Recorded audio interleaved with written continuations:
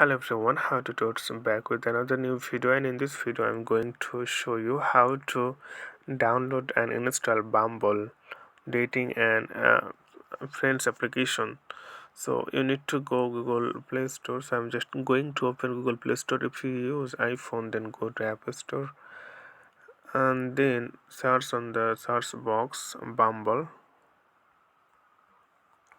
So it's really a popular dating app over the world. So you can see this one, and if you check you can see 50 million plus already download this app. So what you need to do, you need to tap on the install button. So it takes few time to install, it notifies. So okay friend, I hope this video is helpful for you. Please consider to subscribe my channel, and thank you for watching the videos.